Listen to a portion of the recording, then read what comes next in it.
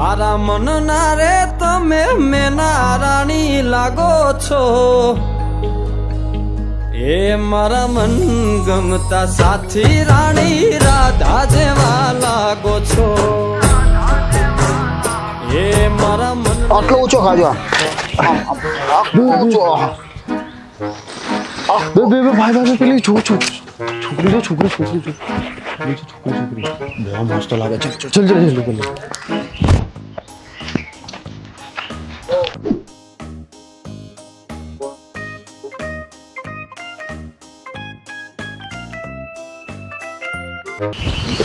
બે ભાઈ જો અક્ષય કુમારનો ફોન આવ્યો. લે હા ભાઈ, ના યાર આજે નહીં અવાય મીટિંગ પર. અલા અક્ષય, તારા માટે એવું ના હોય યાર, પણ રિયલ વસ્તુ એવું મારે નહોતું કેવું કહી દઉં છું. પ્લેનમાં થોડી ખરાબી આવી ગઈ ને યાર, એટલે હા કોઈ વાંધો નહીં. નેક્સ્ટ સન્ડે પાક્કું યાર. તને ખબર હે હમણાં મારા પપ્પા મારા ઉપર બગડ્યા. મને કે ઓલી તારી 3 BMW એમનામ કાટ ખાય, કાં તો તું તારા ભાઈબંધોમાં આપી દે, કાં તો પછી વેચી નાખ. બીજું કંઈ. મેં કીધું પપ્પા આ લકી ગાડીઓ હે, આપણે આમને આમ જ રાખવાની. એ કાટ ખાશે તો જ આપણને માલ મળશે. અને તારે ચલાવ્યું હોય ને તો બિંદાસ લઈ જજો, તારા માટે ના નથી. ઓકે મારા ભાઈ. પેલું એરપોર્ટ બનાવવાનું તો એનું શું થયું? હા ભાઈ, કામ ચાલુ થઈ ગયું એરપોર્ટ બનાવવાનું.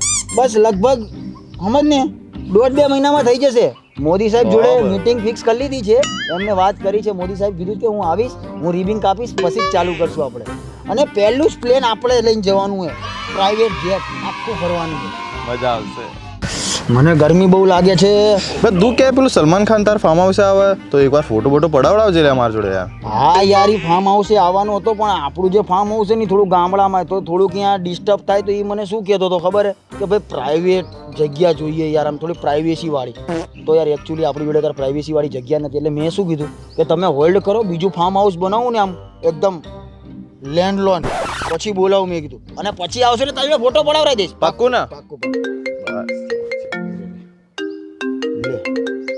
અમિત શાહ સાહેબનો ફોન આવ્યો ઓલી જમીન માટે. શું કહું? હા કદ. હા સાહેબ, કેમ છો? નમસ્તે. અત્યારે થોડો મીટિંગમાં હતો. હા કોઈ વાંધો નહીં, મળી લો આવીને તમને ને. એ હા સાહેબ. બે કામ બહુ છે. હું શું કહું, તું 2 માણસને બોલાય. અત્યારે મને એમ ગરમી લાગે એમ જોરદાર. હા યાર, હવા બહુ નાખવા માટે બોલાય તું. બોલાયો તો? હા બોલાતો નહીં ચાલે. એવું હોય તો 500 રોકડા દઈ દીજે, લેતો હોય. ઓકે. એક્સક્યુઝ મી, તમે ઘણા ઇન્ટરેસ્ટિંગ લાગો છો. શેનું બિઝનેસ છે તમારું? અમારે ઇન્ટરનેશનલ ફેમિલી બિઝનેસ છે. બહુ પહેલેથી બાપ દાદાને બહુ મોટી પેઢીઓ ચાલતી હતી. બાપ દાદા જતા રહ્યા, પણ એમનું બધું પડ્યું અમે જ વાપરીએ. Great, sounds good. આટલી નાની ઉંમરમાં તમે આટલું બધું સંભાળો છો, આટલો મોટો બિઝનેસ, ક્વાઇટ ઇમ્પ્રેસિવ. એક કામ કરીએ, આપણે નંબર એક્સચેન્જ કરી શકીએ? યા શ્યોર. તમારા આટલા મોટા બિઝનેસમાંથી તમને કોઈક દિવસ ટાઈમ મળે તો આપણે કોઈક દિવસ કોફી પીવા જઈશું. Okay, this is my number. Yeah thank you. So nice to meet you. આપણે મળીએ પછી. અત્યારે મને થોડું કામ છે તો હું જઉં છું.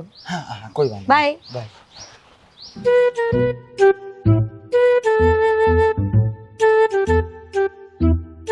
બે ભાઈ પેલો તો 700 રૂપિયા કે હેલ્પર, 500 તો માનતો જ નહીં માનતો યાર. તો 700 વાળો હેલ્પર ના લેવાય. બકા ઓલી જતી રહી, હવે નુકસાનમાં આવી જશું આપણે. લે રૂમાલ લે તું. લે રૂમાલ લાવ. બીજું શું, આપણે હાથે હેલ્પરિંગ કરી લેશું યાર. આપણે તો બાપ દાદાની પહેલેથી મોટી પેઢીઓ ચાલે. હા યાર, એમાં શું હે? કંઈ નહીં, હાલ હવે ચા પીવાનો ટાઈમ થઈ ગયો. ચા પીવું રહે. ચાલ.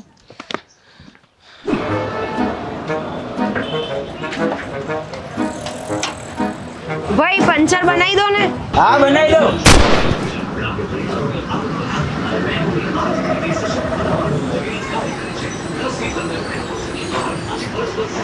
ભાઈ થોડું જલ્દી કરો ને, મારે મોડું થાય છે. હા 2 મિનિટ બનાવી દો.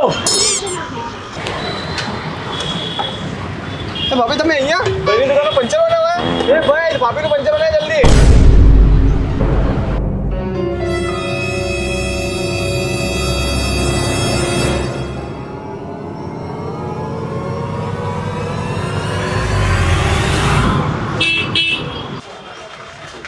સાલા નાલાયક, તું અહીંયા એ દિવસે તો બહુ મોટી મોટી વાતો કરતો હતો.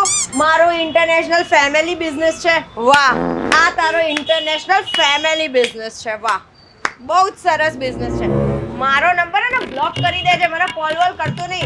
તો પોલીસ કેસ કરી દઈશ ને, માર ખવડાવીશ, પંચર કરવા લાયક બી નહીં રહે.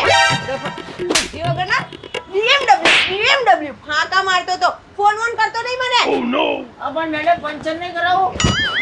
તારી જોડે તો નહીં જ કરાવું, મારે બધું કરાવો, બધે બીજે કરાવી લઈશ, પણ તારી જોડે પંચર નહીં કરાવડાવું. આવું શું કરો ગરીબના પેટ ઉપર લાજ કેમ મારો? ચૂપ થઈ જા.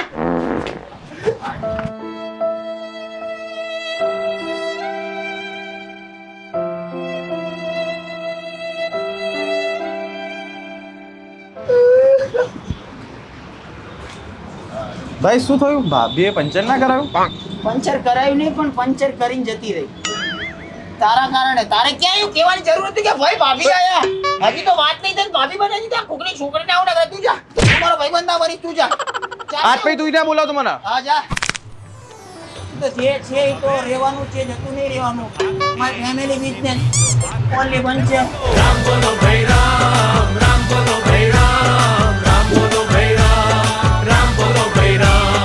તો હેલો ગાઈઝ, અમે નાના મોટા પંચર તમારા પડ્યા હશે તો અમે કરી આલશું ફેવિકિકથી.